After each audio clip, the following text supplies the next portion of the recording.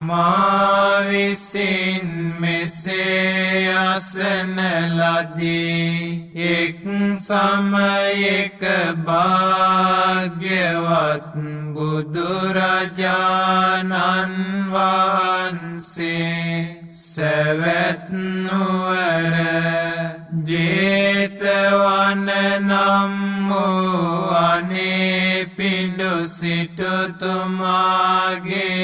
ආරාමයෙහි වැඩවසන සේක.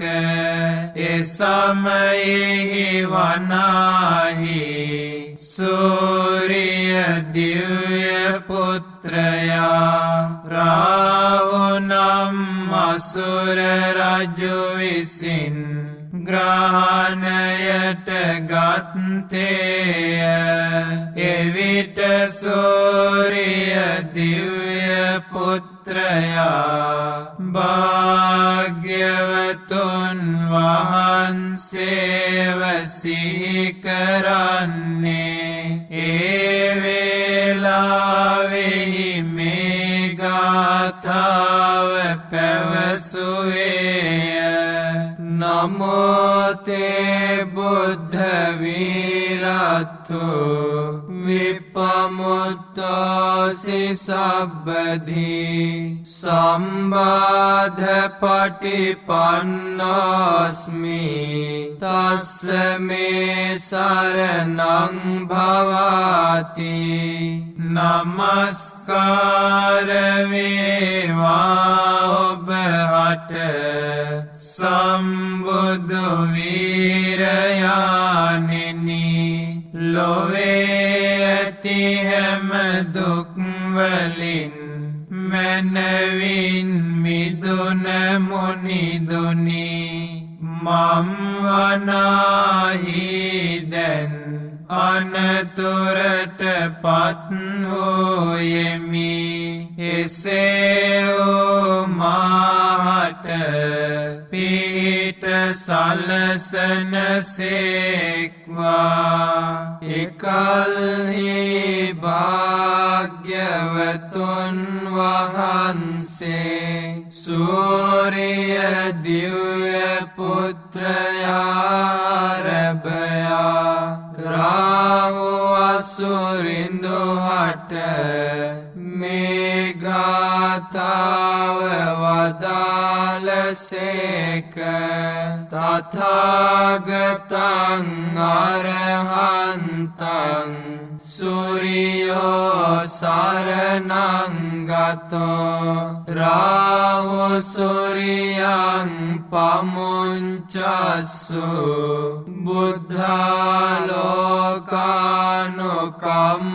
බුද්ධාලෝකානුකම්පකාති. සූරිය දෙව් පුතුන් සරණ ගොස් තිබෙන්නේ තථාගත වූ රහත් මුනිදුය. එහෙයින් රාහු අසුරය සූරිය දෙව් පුතුන් අත්හැර දමනු මැන බුදුවරු වනාහි ලොවට අනුකම්පා කරත්මය.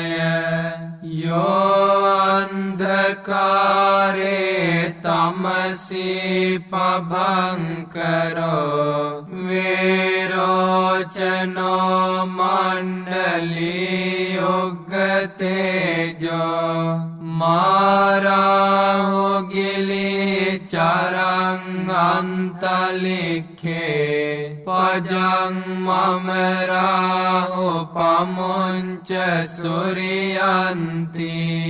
යමෙක් ගන අඳුරෙහි එළිය සලසා දෙන්නේ බබලමින් සිටින්නේ වටකුරුව දිලිසෙන්නේ මහා බලවත් වූ තේජසින් යුතුවන්නේ එම්බාරාහු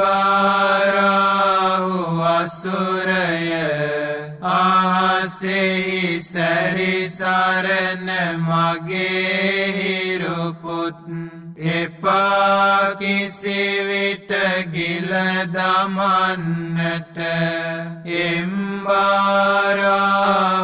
අසුරය අත්නැර දමව හිරුපුතු එවිට රාහු නම් වූ අසුර රජු විසින් සූරිය දෙව්පුතුන් අත්හැර දමා බියෙන් වෙවුලා ගොසින් වේපචිත්ති නම් වූ අසුර රජු වෙත පැමිණියේය. එසේ පැමිණ සංවේග වෙමින් ලොමුඩාගත් සිරුරෙන් යුතුව එකත් පස්ව සිටියේය.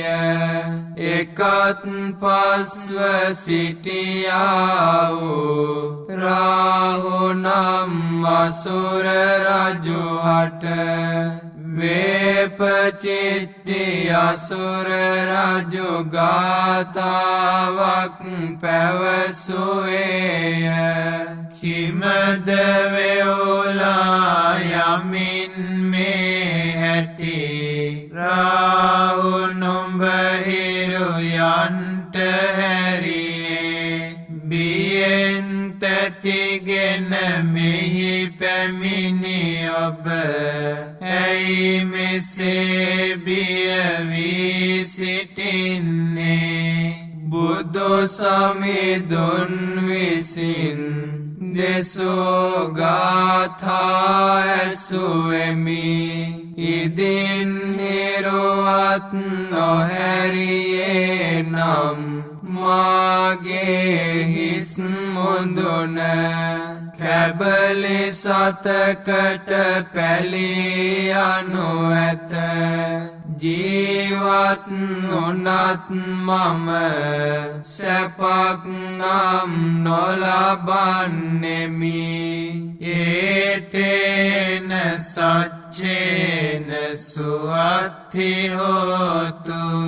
මේ සත්‍යානුභාවයෙන් සැමට සෙත් වේවා.